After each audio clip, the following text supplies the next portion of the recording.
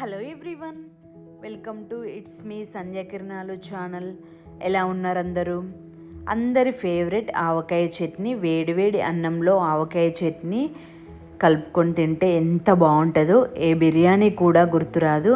అంతటి టేస్ట్ ఉన్న ఆవకాయ చట్నీని ఎలా చేయాలో చూద్దామా. మరి ఫస్ట్ మామిడికాయల్ని వాటర్లో వేసి 2 hours వరకు నానబెట్టాలి. మామిడికాయల్ని వాటర్లో నుండి తీసి తడి లేకుండా తుడవాలి.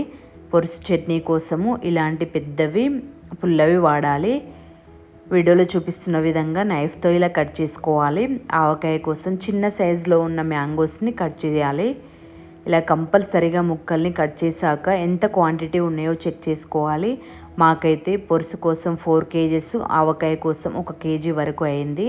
1 kg మామిడికాయ ముక్కలకి 1/2 kg సాల్ట్ కలపాలి. అంటే 4 kgs మామిడికాయ ముక్కలకి 1 kg వరకు సాల్ట్ కలపాలి. ఒక డబ్బాలో ఇలా మ్యాంగో ముక్కల్ని సాల్ట్ కలిపి క్యాప్ పెట్టి స్టోర్ చేయాలి. మేము నెక్స్ట్ డే చట్నీ పోపు పెట్టడానికి పొరుసు కోసము ఫస్ట్ పోపు పెడుతున్నాము. నేను అన్నీ 1 kg చట్నీ కోసము కొలతలు చెప్తున్నాను. అదేవిధంగా మనం ఎన్ని కేజీల చట్నీ పెడితే ఈ కొలతల ప్రకారమే మనం పెంచుకుంటూ అన్ని కేజీస్ వరకు చట్నీ పెట్టుకుంటే బాగుంటుంది. 1 kg పొరుసుకి 1/2 లీటర్ పల్లి నూనెని వాడాలి. ఆవాలు, జీలకర్ర, మెంతులు 1 టేబుల్ స్పూన్. ఆయిల్ వేడైన తర్వాత జీలకర్ర ఫస్ట్ వేయాలి, తర్వాత మెంతులు, లాస్ట్కి ఆవాలు వేసి స్టవ్ ఆఫ్ చేయాలి. వెల్లుల్లి పేస్ట్ కొంచెం వేయాలి. మొత్తం ఆయిల్ చల్లారేంత వరకు పక్కన పెట్టుకోవాలి. నెక్స్ట్ ఆవకాయ కోసము పోపు వేస్తున్నాము. ఇదే విధంగా కొలతల ప్రకారము ఆవకాయ కోసం కూడా పోపు వేసుకోవాలి. పోపు వేసేటప్పుడు 2 లవంగాలు వేసుకుంటే ఆవకాయ చట్నీలో బాగుంటుంది. జీలకర్ర, ఆవాలు, మెంతులు, వెల్లుల్లి పేస్ట్ వేసుకోవాలి. నేను 1 kg చట్నీ కోసం కొలతలు చెప్తున్నాను కాబట్టి 1 kg పొరుసుకైనా ఆవకాయకైనా మనం 125 grams కారం వాడాలి. చట్నీలో వేసి ఆకుపొడి కారం వాడితే బాగుంటుంది. ఆవాలు, మెంతులు, జీలకర్ర వీటిని లైట్గా వేయించి మిక్సీ పట్టి పెట్టుకోవాలి. ఆవ పొడి 125 grams, మెంతు పొడి 2 tablespoons, జీలకర్ర 2 tablespoons, పొట్టు తీసిన వెల్లుల్లి రెబ్బలు కొన్ని వేయాలి. అన్ని మసాలాల్ని వీడియోలో చూపిస్తున్న విధంగా కలుపుకోవాలి.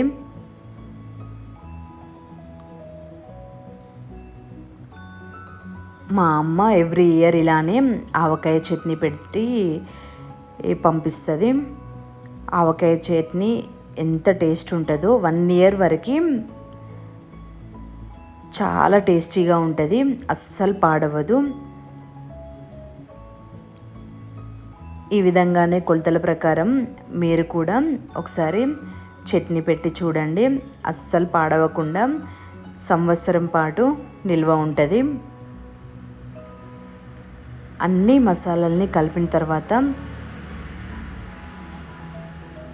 లాస్ట్లో కొంచెం వెల్లుల్లి పేస్ట్ వేయాలి. పోపు పెట్టి చల్లార్చిన ఆయిల్ని ఇందులో పోయాలి. ఆయిల్ని పోసిన తర్వాత మసాలాలన్నిటినీ ఇలా కలుపుకోవాలి.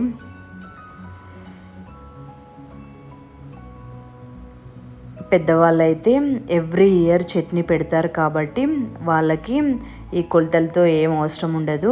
అందాజ ఎంతవరకు వేయాలో అన్నీ తెలుస్తాయి. మా అమ్మనైతే చేతితోనే అందాజగా మసాలాలు అన్నీ వేసింది.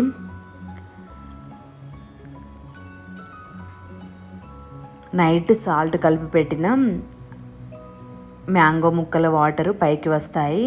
ఇందాక మనం కలిపి పెట్టిన మసాలాలన్నింటిలో ఈ ముక్కల్ని వేయాలి. జాడీలకు వెల్లుల్లి పేస్ట్ని కొంచెం రాయాలి. చూడండి వాటర్ ఎలా ఊరాయో పైకి.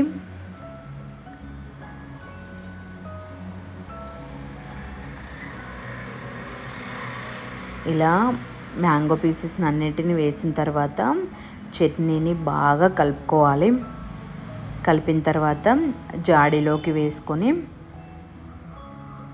గాలి వెళ్ళకుండా క్యాప్ టైట్గా పెట్టుకోవాలి.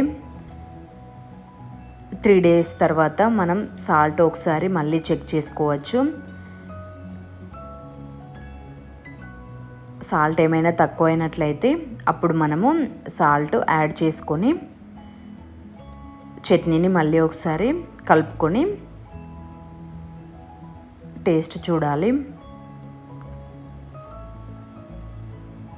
మా ఇంట్లో అయితే ఇలా ఎవ్రీ ఇయర్ పులుసు చట్నీని, ఆవకాయ చట్నీని పెడతాము.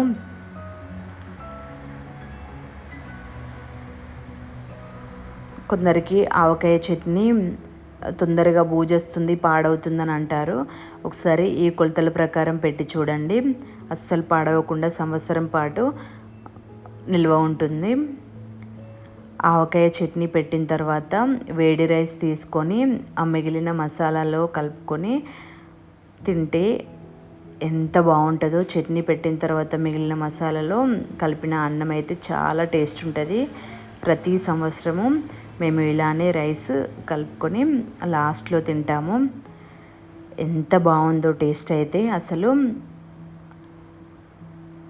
మీరు కూడా ఇలానే ఆవకాయ చట్నీని మీ ఇంట్లో పెట్టి ఫ్యామిలీ అందరూ ఇలానే ఆవకాయ చట్నీని తింటూ ఎంజాయ్ చేయండి. మీకు ఈ వీడియో నచ్చినట్లయితే ప్లీజ్ లైక్ చేసి సబ్స్క్రైబ్ చేయండి. Thank you so much for watching.